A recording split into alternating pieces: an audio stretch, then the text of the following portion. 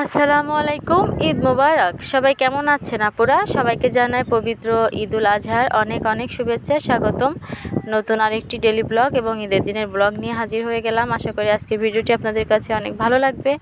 আর আজকের দিনটি কিন্তু সত্যি সত্যি আমার কাছে অনেক বেশি স্পেশাল, কারণ এই একটা দিনেই আমাদের ভাই বোনদের ভিতরে অনেক মিল মহব্বত, আমরা একসাথে কাজ করি। এখন তো আমার বাবা একদম বৃদ্ধ হয়ে গিয়েছে। আর এই যে সকাল সকাল হচ্ছে এখানে সেমাই রান্না করা হয়েছে, লাচ্চা সেমাই, তারপর হচ্ছে এমনি সেমাই, তারপর হচ্ছে নুডলস রান্না হচ্ছে। তো এরপর হচ্ছে আপনাদের সাথে আমি একটু আমার মেহেদি শেয়ার করতেছি। গতকাল রাতে নিজে হাতে ডিজাইন করে মেহেদি দিয়েছিলাম। তো কেমন লাগতেছে আমার মেহেদি অবশ্যই কমেন্ট করে জানা। কখনো একরকম সবসময় থাকবে না, আস্তে আস্তে ধীরে ধীরে পরিবর্তন হয়ে যাবে। অলরেডি পরিবর্তনের মুখ দেখতেই পাচ্ছি। তবুও এই দিনটা যে এখনও একরকম রাখার চেষ্টায় আমরা আছি, এটাই কিন্তু অনেক। আমি চলে যাচ্ছিলাম ভুঁড়ি পরিষ্কার করতে। আমাদের কুরবানি দেওয়া হয়েছে আলহামদুলিল্লাহ। আমার শ্বশুরবাড়িতেও কিন্তু কুরবানি দেওয়া হয়েছে, বাবার বাড়িতেও কুরবানি দেওয়া হয়েছে। তো যেহেতু আমি বাবার বাড়িতে ঈদ করতেছি এবং প্রতি কোরবানির ঈদ কিন্তু আমি বাবার বাড়িতেই করি, মানে দুইটা ঈদই করি। আর আমার কাছে হচ্ছে ভাই বোনের সাথে এই ঈদের সময়গুলো একসাথে কাটাতে না পারলে একদমই ভালো লাগে না। আমার ভীষণ কড়া রাগী বড় ভাইও কিন্তু ঈদের সময় আমাদেরকে নিয়ে একসাথে থাকতে খুব পছন্দ করে। আর এই হচ্ছে আমার সেই বড় ভাই, পেছন থেকে একটু দেখাচ্ছিলাম। তো এই যে কোরবানির সময় কিন্তু আমরা ভাই বোনেরা সবাই মিলেমিশে কাজ করি। তো ভুঁড়ি পরিষ্কার করার জন্য গিয়েছিলাম আমি, গরুর ভুঁড়ি পরিষ্কার করা হবে।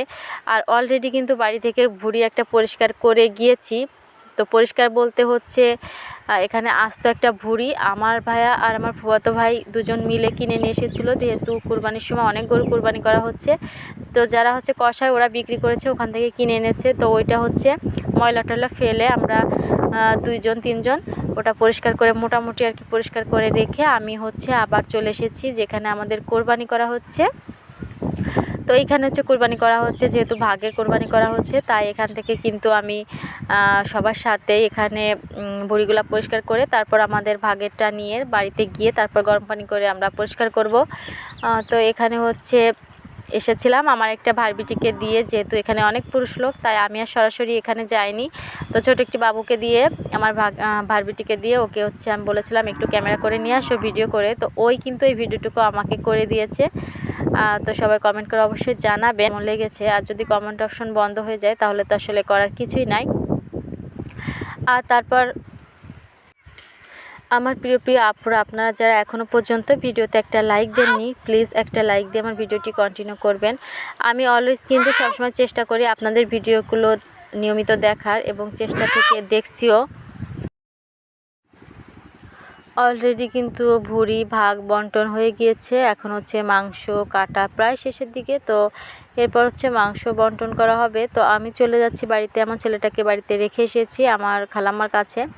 এরপর বিকালবেলা আমার আরও একটি কাজ আসছে, যখন আমাদের মাংসটা বাড়িতে নিয়ে আসা হয় তখন হচ্ছে এইভাবে টোপলা করে করে আমাদের আত্মীয়, মানে আত্মীয় বলতে আমাদের যে দাই দাইদি আছে, চাচা চাচি, তাদের বাড়িতে হচ্ছে আমার দিয়ে আসতে হয়। তো সেগুলো হচ্ছে দিয়ে আসলাম। আজকে সারাটা দিন অনেক অনেক কাজ করা হয়েছে।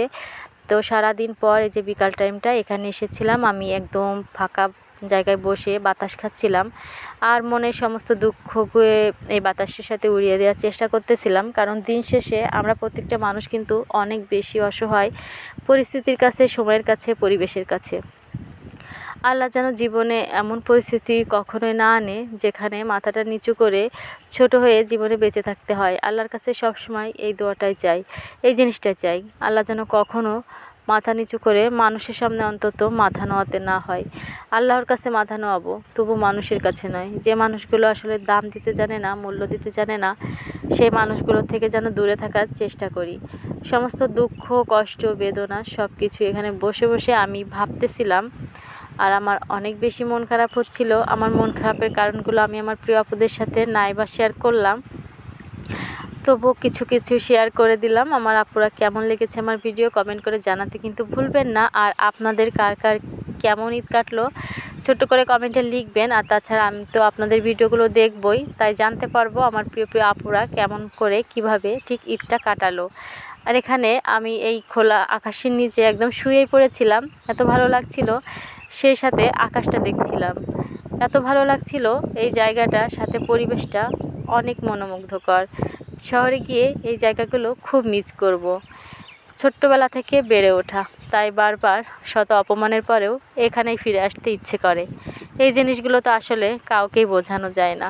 বিয়ের পর নাকি মেয়েরা পর, বাবার বাড়ি বলে তাদের কিছুই থাকে না। মুখে যতটা বলা সহজ, বাস্তবে কিন্তু ঠিক ততটাই কঠিন। প্রচুর বাতাসের ভিতর বসে বসে আমি যখন ভয়েস দিচ্ছিলাম, আমি জানি না আমার ভয়েসটা ঠিক কতটুকু ভালো শোনা যাচ্ছে। আপনারা কি প্রচুর পরিমাণে বাতাসের আওয়াজ শুনতে পাচ্ছেন কি না আমায় কমেন্ট করে জানাতে পারেন। ওই যে ওই তাল গাছটি, শুয়ে শুয়ে তাল গাছ দেখতেছিলাম, আর সেই কবিতার কথাও মনে পড়ে যাচ্ছিল, তাল গাছ এক পায়ে দাঁড়িয়ে। তো দেখা হবে নতুন কোনো ভিডিও নিয়ে। আমি থাকি ভাবনার জগতে, আর আপনারা সবাই সুন্দর করে ঈদ উপভোগ করেন। দেখা হবে। আল্লাহ হাফেজ।